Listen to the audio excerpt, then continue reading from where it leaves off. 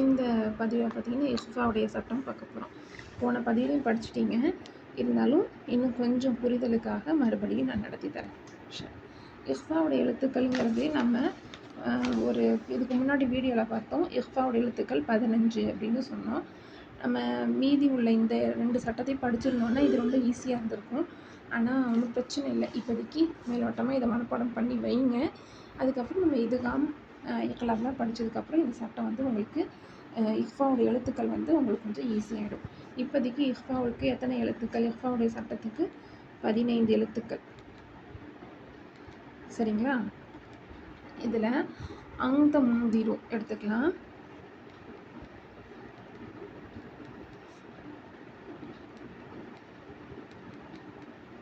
அந்த முந்திரு இதை பாருங்கள், நூன் சாக்கினுக்கு அப்புறம் தா வந்திருக்கு.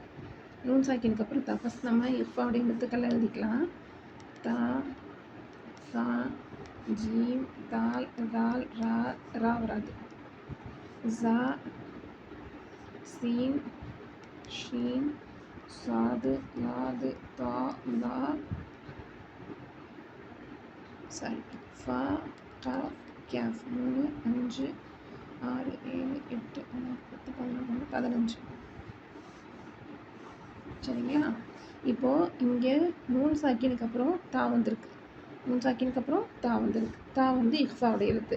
அப்போ இங்கே என்ன பண்ணணும்? இந்த நூன் சாக்கினை மூக்கில் மறைச்சி ஓதணும். மூக்கில் மறைத்து ஓதணும். எப்படி? த. இங்கேயும் பார்த்தீங்கன்னா முந்திரில் நூன் சாக்கினுக்கு அப்புறம் தால் வந்திருக்கு. தால் வந்து இஃபாவுடைய எழுத்து. அப்போ என்ன பண்ணணும்? இந்த நூனை மூக்கில் மறைச்சி ஓதணும். முந்திரு, அந்த முந்திருன்னு ஓதிடக்கூடாது. முந்திரு. சரியா?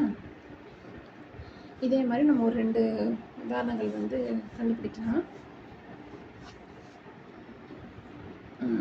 இங்கே பாருங்கள், ஃபஸ்ட்டு வந்து இந்த இப்போ ஒரு சூறாவுடைய ஆரம்பத்தில் நம்ம இஃபாவுடைய சட்டங்களை கண்டுபிடிக்கணும். எப்படி கண்டுபிடிக்கணும்? ஃபஸ்ட்டு ஸ்டெப் என்ன? நூன் சாக்கின் இருக்கா அல்லது தன்வீன் இருக்கான்னு பார்க்கணும். இங்கே பார்த்தீங்கன்னா நூன் சாக்கின் இருக்குது. நூன் சாக்கினுக்கு அப்புறம் என்ன எழுத்து வந்திருக்கு? கேஃப். கேஃப் இருக்கா? இகாஃப். அப்போது இங்கே என்ன சட்டம் உருவாகுது? இஹ்ஃபாவுடைய சட்டம். எப்படி ஓதணும்? குல்லு நஃப்ஸின். சரியா? இவ்வளோ நாள் ஓதுறதை விட இப்போ ஒரு முன்னேற்றம் உங்களுக்கு தெரியுதா? தஜீதுடைய சட்டத்தோட ஓதுறதுக்கு எப்படி ஓதணும்? குல்லு நஃப்ஸில் அப்படின்னு ஓதணும். அதே பாருங்கள், ஃபல்யன்துரில். இதில் நூன் சாக்கின் இருக்கு. நூன் சாக்கினுக்கு அப்புறம் லோ வந்திருக்கு. இருக்கா? லா. எதனுடைய சட்டம்? இஃபாவுடைய சட்டம். இஃபானா எப்படி ஓதணும்? நூன் சாக்கினை ராகம் ஓதணும். ஃபல்யன்துரில். எப்படி? ஃபல்யன்துரில். இன்சானில் பாருங்கள் நூன் சாக்கின் இருக்குது. அதுக்கப்புறம் சீன் இருக்குது. சீன் வந்து இஃபாவுடைய எழுத்து. அப்போ எப்படி ஓதணும்? இன்சானு, இன்சானு அப்படின்னு ராகத்தோட ஓதணும். இங்கே பாருங்கள், மின் கூவத்தின். நூன் சாக்கினுக்கு அப்புறம் காஃப் வந்துருக்கு. காஃபு இஃபாவுடைய எழுத்து. அப்போ ராகம் ஓதணும். மின் கூவத்தின். நிறைய உங்களுக்கு இஃபாவுடைய உதாரணம் கிடைக்கும்.